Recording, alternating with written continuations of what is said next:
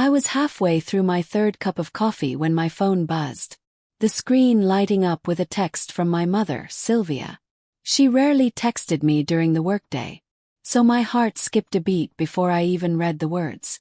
Don't come to Christmas this year, it's for Ethan's sake. Ethan, my younger brother, the med student. The same brother I'd financed through countless tuition payments. The one whose textbooks and rent I'd paid while juggling my own business. The same kid I'd practically raised when our parents were too busy. I blinked, rereading the message, disbelief bubbling in my chest. It's just Camila's family will be there, you know. They come from a different background. We don't want any awkwardness. Different background. I knew exactly what that meant. Camila's family owned part of a hospital chain, rumored to donate wings, host medical galas and show up in tabloids now and then. Meanwhile, I ran Spark Pro Solutions, a cleaning company that specialized in disinfecting medical facilities.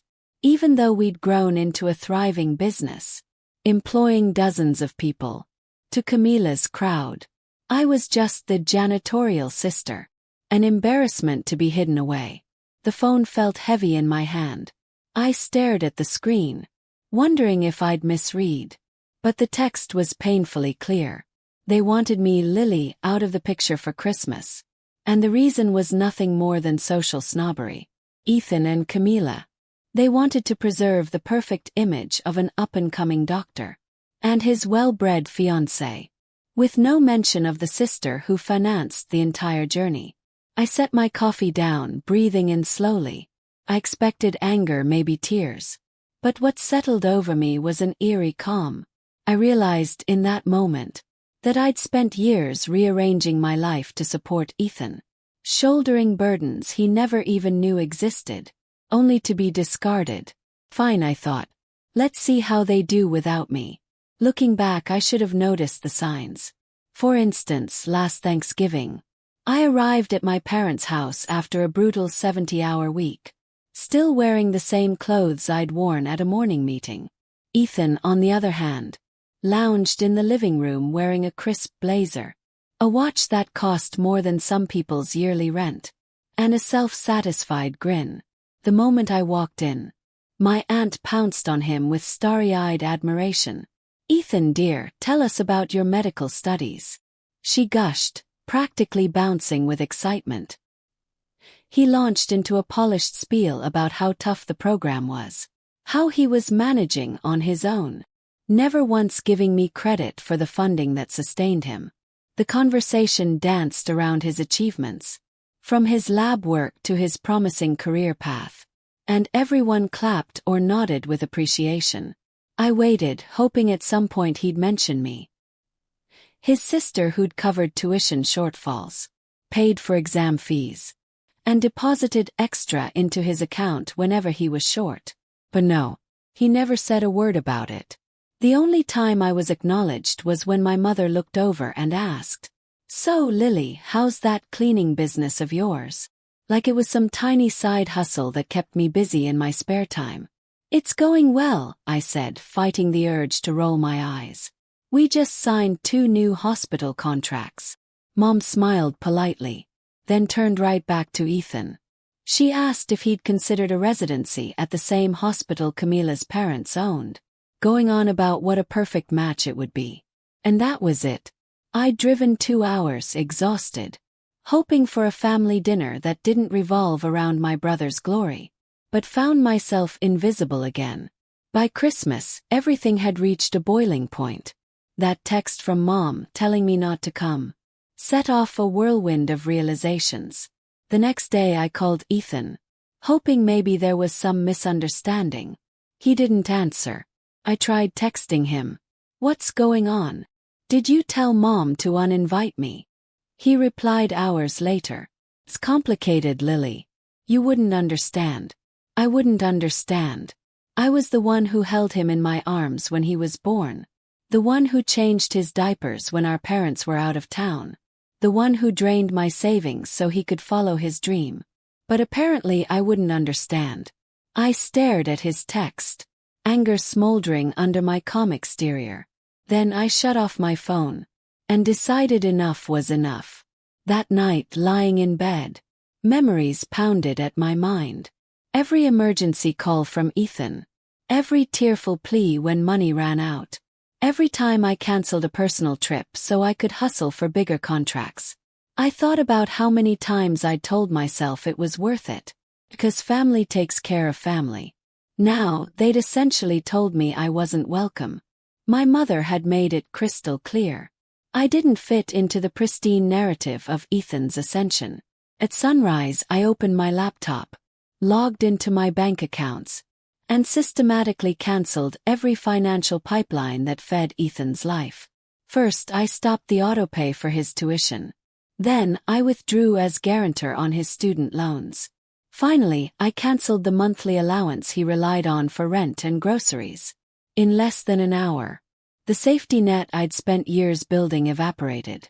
I imagined his reaction when the bills started bouncing. When the university notified him that tuition was unpaid. When the landlord came knocking for late rent. For the first time, he'd feel what I'd been dealing with all these years. The stress of meeting deadlines. The panic of looming expenses. Still, that wasn't enough. Because Ethan had built this perfect image on social media, constantly posting about his grit and determination, never acknowledging who bankrolled it all. So I typed out a quick post of my own on Facebook and LinkedIn. A proud statement about Spark Pro Solutions turning a profit for the 8th year, mentioning that my business had funded my brother's med school journey. I ended with, wishing Ethan continued success. He's worked hard, but I'm glad I could support him financially too. No direct call-out, no scathing accusations. Just the plain truth. It wasn't long before mutual acquaintances and extended family started commenting, asking why they'd never heard about my role, wondering if Ethan's full scholarship had been a lie. Within hours, my phone buzzed nonstop. The first call was from my mother. I let it ring, watching her name flash on the screen. A sense of grim satisfaction building in my chest. Then came calls from my father, Harold. And, of course, Ethan himself. I didn't pick up. I could guess the panic in his voice. The same panic I'd once felt every time I sent him thousands of dollars. By noon, he left a voicemail. Lily, the school just told me the tuition isn't paid. I don't know what's happening. Could you call me back? Maybe there's a mistake. No, Ethan, no mistake. Just the consequences of erasing the person who made your dream possible. That evening, he flooded me with texts. Ethan, Lily, please fix this. Ethan, I need you to pay or I'll be kicked out next semester. Ethan, why are you doing this? Ethan, Mom said you posted something. What the hell? Ethan, this is my future you're messing with. The entitlement dripped from every word. He was so certain I'd fix it that I'd apologize, that I'd keep the peace. But I was done being a doormat. I sent one short reply. I'm done fixing things for you. He didn't respond after that. Not for the rest of the night anyway. By the next day, I saw new posts on his social media. Desperate attempts to salvage his reputation. Motivational quotes about overcoming adversity. Photos of him at study sessions. Captions like, "Hard work is the only path to success." People started commenting. Some supportive. Others openly skeptical. A few asked why he hadn't mentioned me. A trickle of doubt formed among his followers. Then Camila came into the picture. I heard through the grapevine that she discovered the truth. That Ethan had never funded his own education. That he'd hidden my support because he was embarrassed by my cleaning career. Worst of all, he'd allowed her parents to believe. He'd worked his way through school from a humble but self-made background. Camila's mother, ironically, had once been a hospital janitor herself, climbing the ranks to become an administrator. She didn't tolerate arrogance. When she realized Ethan had basically shunned me for my line of work, she was livid. According to my cousin, who was friends with Camila's sister, the confrontation was brutal. Camila cornered Ethan at a dinner and asked point-blank, "Is it true your sister paid your way? Why have you never mentioned her?" Ethan fumbled for words. tried to blame confidential family matters. But Camila wasn't buying it. She broke up with him days before Christmas, citing that she couldn't be with someone who lied so blatantly. Watching all this unfold was surreal. I had no intention of humiliating Ethan this thoroughly. But when you build a life on lies, it only takes a slight push for the whole structure to come crashing down. And I won't lie, part of me felt vindicated. But Ethan wasn't done. In a last-ditch effort to reclaim his image, he volunteered to speak at a prestigious hospital gala, pitching himself as a future doctor with an inspirational, from rags to riches story. He was desperate to win back approval from the same medical community he just alienated. When I heard about this through a friend, I didn't bother stopping him. I simply made sure certain key individuals, people who knew the truth, attended. Because if Ethan wanted to lie on stage about how he fought tooth and nail to pay for school, he deserved to face the fallout in front of every important donor and physician. The night of the gala arrived. I wasn't there in person, but I got updates from multiple acquaintances. Ethan stepped onto the stage in a freshly pressed suit, smiling nervously at the crowd. He started talking about adversity, about how nobody believed in him at first, how he'd struggled and how he overcame. A few lines in, a ripple of laughter echoed through the audience. People were fidgeting, exchanging glances. Then someone spoke up, loud enough for everyone to hear. "Hey, where's your sister in that story? Isn't she the one who paid for your school?" Ethan froze, caught in the spotlight, speech notes trembling in his hand. He tried to continue, but he stuttered, lost his train of thought, and eventually stumbled off stage under a hail of whispers. Word spread quickly, and the hospital board members, donors, prospective residency directors, they all saw him for what he was, a fraud. The following morning Ethan called me, his voice quieter than I'd ever heard. "Lily, I messed up," he said simply. I took a moment, letting the silence stretch, then replied, "Yes, Ethan, you did." He sounded near tears. "What do I do? How do I fix this?" I inhaled, steadied myself and said, "You figure it out on your own for once in your life." After that I hung up. No hysterics, no lectures, just a clean break. And it felt good, liberating. Like I'd finally taken off a weighted backpack I'd worn for years. The fallout was immediate. Without my money, Ethan couldn't pay rent, couldn't cover his credit cards, couldn't maintain the high-rolling lifestyle he'd flaunted. He tried to get a job at a local clinic, but his tarnished reputation followed him. News travels fast in medical circles, especially about character issues. So he ended up waiting tables at a chain restaurant, barely making enough to keep himself afloat, all while buried in debts he never learned to manage. My parents, Harold and Sylvia, were furious at both him and me. They called me repeatedly, accusing me of causing a scene that ruined Ethan's future. But they also blasted Ethan for humiliating the family name. He went back home, expecting them to comfort him. But from what I heard, Dad tore into him saying something like, "You let your sister bankroll your life, then you disrespected her, and now we all look foolish. Don't think you can dump this on us." In the meantime, Spark Pro Solutions flourished. With no more secret family obligations draining my resources, I reinvested in the business. We upgraded equipment, hired additional staff, secured new contracts. For the first time, I let myself enjoy the fruits of my labor. I booked a trip to a beachside resort, sank my toes into white sand, listened to the waves, and let the stress slip away. It was there, on that sun-drenched beach, that I realized just how deeply I'd sabotaged my own happiness for Ethan's sake. I'd spent years funneling every extra dollar, every spare moment, into his pursuits.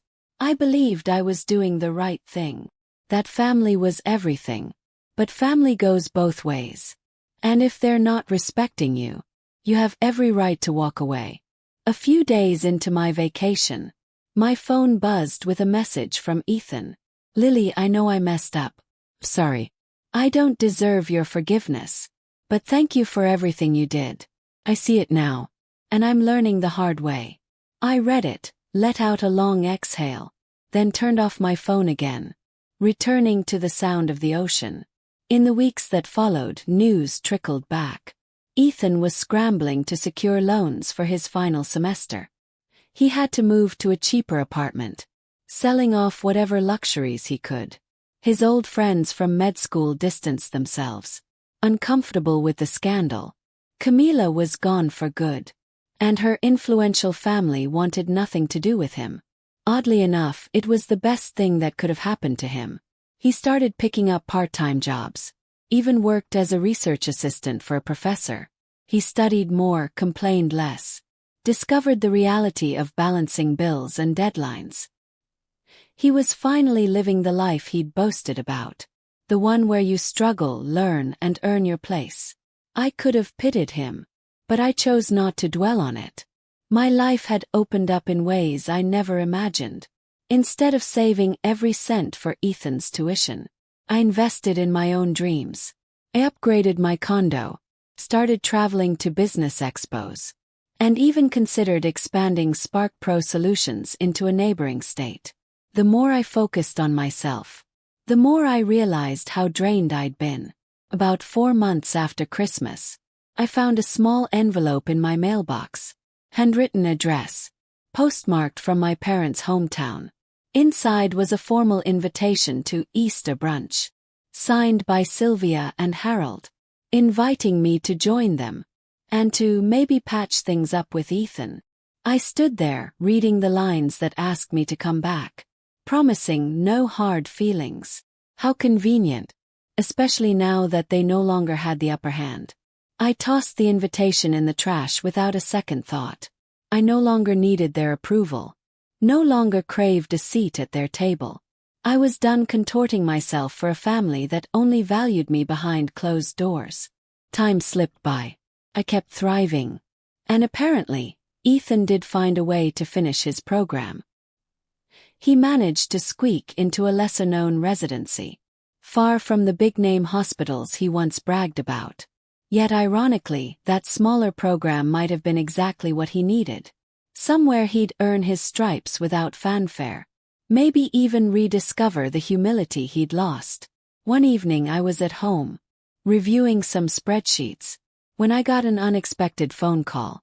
It was from a number I didn't recognize. I almost let it go to voicemail, but curiosity nudged me to pick up. A hesitant male voice spoke. "Hi, Lily.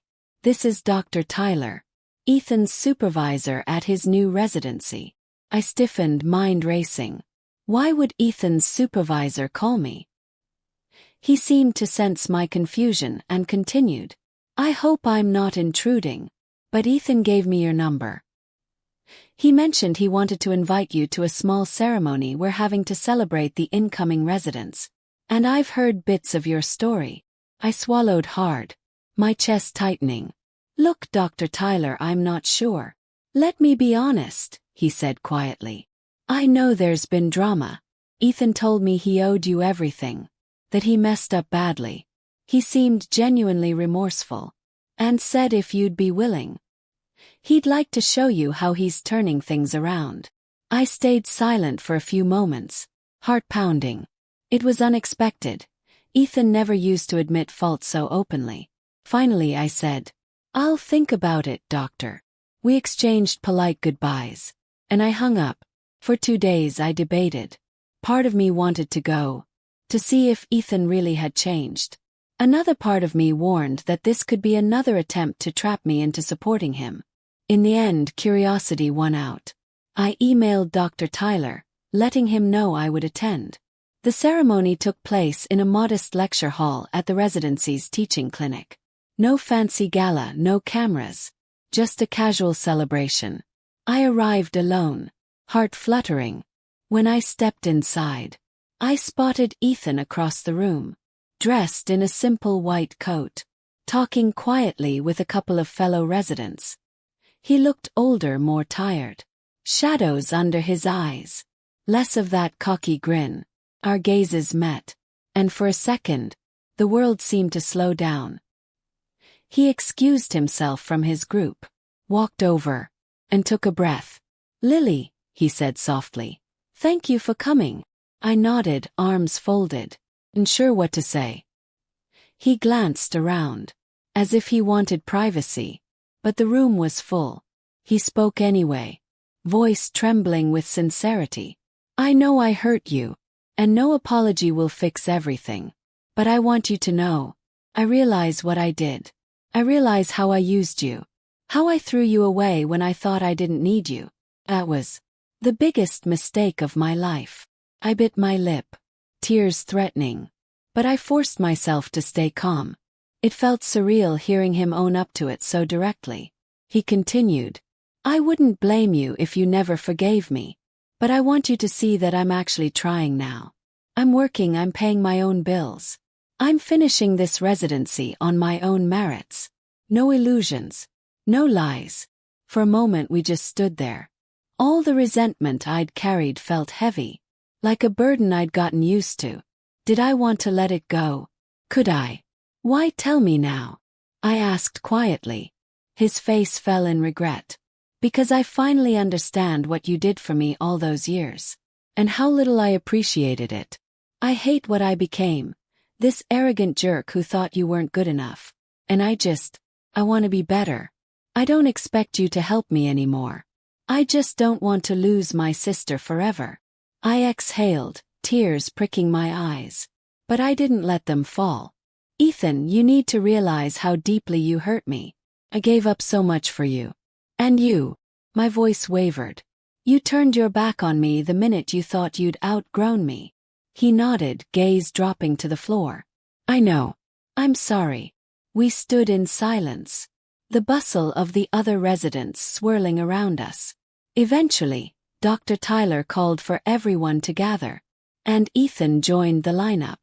I slipped into a seat at the back, watching quietly as the small ceremony began.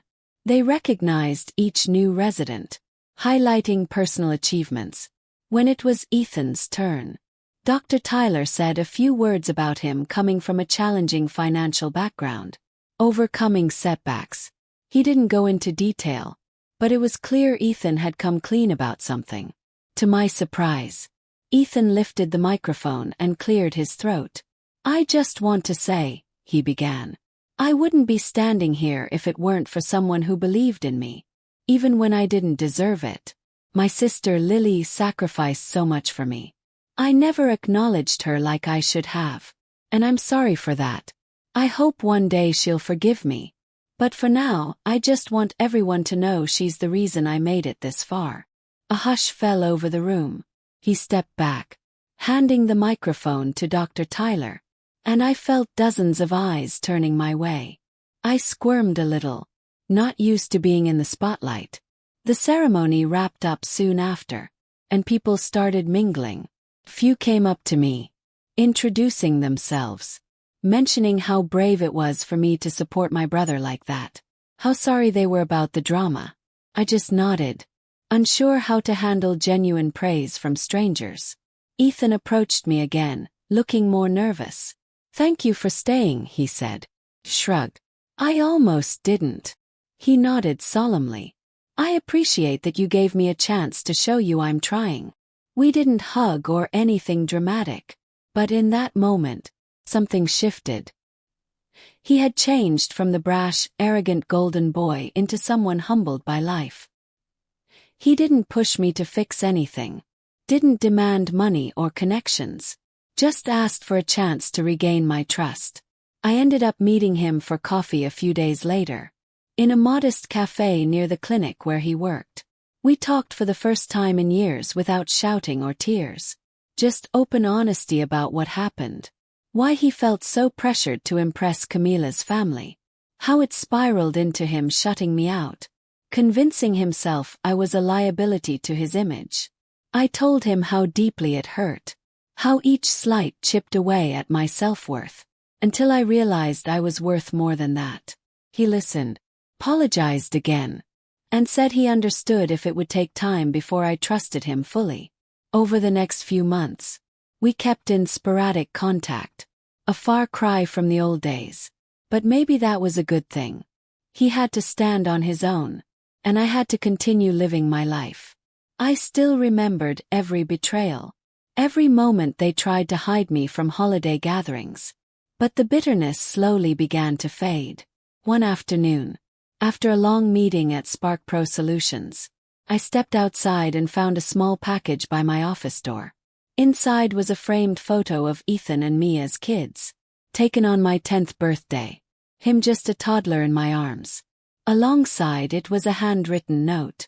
"Lily, I don't expect we can go back to how it was. But I'm trying to be the brother you deserve. I owe you more than I can ever repay. I never said thank you. But here it is. Thank you. With all my heart." I held the photo, a lump in my throat. For so long I'd been fueled by anger and a sense of betrayal. Now I realized maybe he really was learning. Maybe, for the first time, he was growing up. I decided to let him into my life. Slowly, carefully. No more open checkbooks. No more illusions of a perfect family. Just cautious steps toward a better relationship. That Christmas, or the next one after everything blew up, I hosted a small holiday dinner for my closest friends. None of them were superficial. They knew my worth, valued my company. At some point in the evening, my phone lit with a text from Ethan. "Merry Christmas, Lily. Wherever you are. Hope you're happy. I won't bother you. But if you ever want a coffee, I'll be here." I showed the text to my friend Myra, who had seen me through all the drama. She smiled softly, offering a gentle nod. "He's trying," she said. "And maybe that's enough for now." I thought back to the heartbreak, the humiliations, the overshadowed dinners, the phone call telling me not to come for Christmas, and I realized how far I'd come from that moment. I wasn't the same Lily who got cast aside for appearances. I was a business owner, a woman who'd learned her own value, a person who no longer needed external validation, especially not from those who once belittled her. Ethan's life, from what I understood, was still rocky. He'd retaken a few exams, secured some loan assistance, and was inching toward finishing his residency. His reputation might never fully recover with certain people, but he'd found a niche that allowed him to move forward. My parents, ironically, had grown quiet about showing off Ethan. They still lived in the same house. But invitations to family gatherings became softer, less demanding. They knew I wouldn't jump at their beck and call. They knew I might not show up at all. And that, I realized, gave me power. The power to choose how I spent my time, with people who truly respected me. One day my father called, his tone unfamiliar, almost meek. He wanted to catch up, he said. I listened warily, waiting for the usual manipulations. But he surprised me by asking how Spark Pro was doing, whether I needed any help expanding, or if I wanted him to connect me with some folks he knew. I almost laughed at the idea that he'd suddenly want to help me. But instead, I calmly explained that I already had everything under control, and that I appreciated his concern. He paused for a while, then mumbled something about being proud, about how I'd turned out successful after all. It was the closest thing to an apology or an acknowledgement I'd ever heard from him, and I wondered if, in his own misguided way, he was trying to make amends. That year, I allowed myself something else I hadn't done before. I went to therapy, spoke with a professional about boundaries, about how deeply it hurt to be used by family, about how to let go of guilt. Gradually, I began to see that part of the reason I'd let them walk over me was because I was desperate for love. I thought if I just sacrificed enough, they'd finally see me as worthy, finally accept me. But acceptance, real acceptance, only came when I stopped trying to earn it, when I started living for myself instead of for them. And that, more than anything else, was the sweetest revenge. Realizing I didn't need to stoop to their level of cruelty, I just needed to remove my support and let them face the consequences of their own choices. Ethan faced those consequences head-on. He scraped by on a resident's salary, gaining real experience, likely dealing with interest on the loans he'd once assumed I'd pay. But he was surviving, maybe even slowly thriving. The genuine way. Without illusions or someone else's wallet propping him up. Over time we built a tentative new relationship. Not siblings who pretended everything was perfect, but siblings who acknowledged the mistakes and betrayal, and occasionally texted or met for coffee to chat about life. It was fragile, but it was honest. Sometimes I'd see photos of him with colleagues at the clinic, looking genuinely tired but proud after finishing a difficult shift. He posted less about how amazing he was, and more about gratitude for the chance to practice medicine. People in his online circle seemed to appreciate this shift. His new humility earned him a small group of supportive friends. As for me, Spark Pro continued to expand. We opened a second office in a neighboring city, taking on bigger contracts. I'd stand in our break room sometimes, listening to employees talk about their families, their goals, knowing that the wages I provided helped them feed their kids, pay their rent, realize their own dreams. It gave me purpose beyond anything I'd felt when I was just funneling money to Ethan. A full year after that disastrous Christmas, I hosted a holiday party for my staff, a big, cheerful gathering with good food and music. One of my lead supervisors asked if I wanted to invite any family. Paused, thinking about the previous year's fiasco. But then I realized, these people, my employees and close friends, had become my real family in many ways. They respected me, valued me, and didn't see me as some stepping stone. Still, I felt a pang of nostalgia and decided to text Ethan an invitation. No pressure, no big speech, just, "Hey, if you're free, come by the Spark Pro holiday party this Saturday, 6 p.m. at the main office. Food and drinks provided. No hidden agendas, just a gathering." I wasn't sure he'd show, but I wanted to give him the choice. When Saturday rolled around, the party was in full swing. My staff laughed and mingled. Holiday lights twinkled in the background, and the smell of catered food filled the air. I found myself chatting with a new hire when the door opened, and in walked Ethan, wearing his rumpled jacket, still sporting that tired resident's look. He froze at the threshold, uncertain, but I waved him over. He gave a small smile, approaching me with cautious eyes. The tension was palpable, but as soon as I introduced him to a few colleagues, they greeted him warmly. He met Myra, my longtime friend and coworker, who raised an eyebrow and said, "So you're the famous Ethan I've heard so much about." He blushed, not sure if that was good or bad. Myra simply shook his hand, smiling. "Welcome." The night went on, and Ethan mostly hung around the edges, making small talk. But I noticed him quietly absorbing the atmosphere, seeing that I had built something real. That my cleaning business was actually a thriving enterprise. Now and then, he'd look over at me with a complicated expression, like he was both proud and a little ashamed. At one point we found ourselves alone by the refreshment table. I sipped some cider. He hesitated before speaking. "Lily," he said, "thank you for inviting me." I shrugged lightly. "It's Christmas, or close enough. I wanted to give you a chance to see what my life is like." He nodded, looking around. "You're doing great. I mean, this is amazing. I had no idea.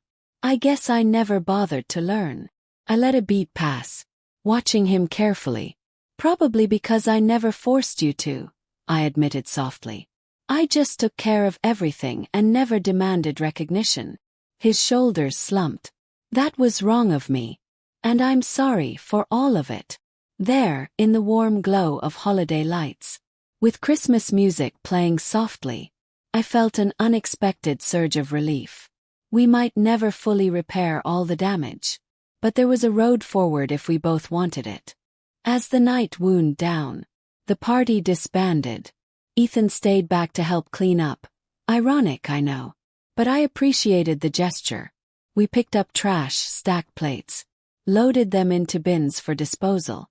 At the end of it, He leaned against a table, breathing heavily from the effort. "You really do all this cleaning yourself sometimes?" he asked, half smiling. I smirked back. "When I have to. Running a business doesn't mean I'm above the work."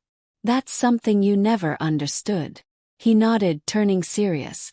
"Yeah, I get it now. More than you know." We paused, the room quiet. My employees had gone home. The music was off, and only the faint hum of the building's ventilation remained. I felt a knot in my stomach, a sudden swirl of emotions. "Ethan," I sighed. "I'm still hurt, but I guess I forgive you." His eyes flickered with gratitude. "Thank you. I'm not asking for money or help or anything. I just don't want to lose my sister." I gave him a small, genuine smile. "You already lost me once. Now maybe we can find a better way to be family." We hugged briefly. Not a grand cinematic embrace, but something quiet and real. Then he left, promising to stay in touch. For the first time in a long while, I felt like we'd turned a corner, like maybe, just maybe, we could rebuild. My parents never apologized as openly. Sylvia and Harold remained stuck in their pride, still quietly blaming me for the fiasco while also admitting, pressed, that Ethan had been the root cause. But they no longer excluded me from events. They simply extended half-hearted invitations, which I mostly declined. I had my own life, my own circle, my own sense of worth.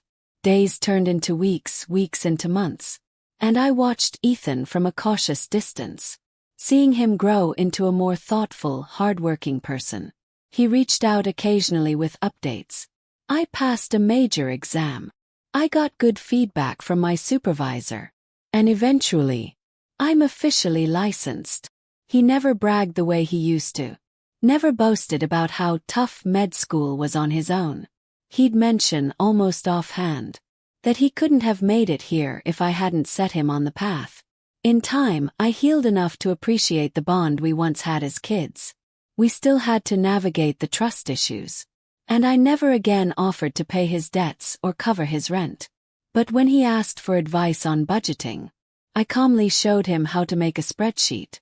When he confided that he felt lonely in the new city, I suggested ways to meet people, get involved in community events. I gave him guidance but not handouts. And in those small steps, I discovered a new kind of relationship. One built on more than just money or obligations. For the first time, Ethan respected me for who I was. A successful business owner who'd done everything to help him, and who was now living her own life to the fullest. In the end, that was the real victory. Not humiliating him, not watching him fail, but seeing him learn responsibility, and finally acknowledging my worth without me sacrificing myself to prove it. A year later, at a casual family brunch, one I chose to attend, only because Ethan specifically asked, my mother offered a stiff, almost grudging apology, muttering about how she'd been short-sighted. My father, equally awkward, said he didn't realize how big SparkPro had become. They were small gestures, but in their own way, they felt monumental. Ethan turned to me in front of everyone. "Lily, I know you probably won't believe this, but I truly am grateful. I've tried to be honest about it at work, with friends, and I promise I'll never take you for granted again." I gave him a nod. "Thanks, Ethan. I hope you keep that promise. Because I'm never going back to the way things were." There was no dramatic fanfare, no group hug, just a quiet acceptance that we were moving forward. And after brunch, I said my goodbyes, headed back to my place, knowing that I'd arrived at a point where my family's opinions no longer dictated my self-worth. I still remember that night I received the first text from Sylvia, banning me from Christmas for Ethan's sake, and how it felt like the darkest moment of betrayal.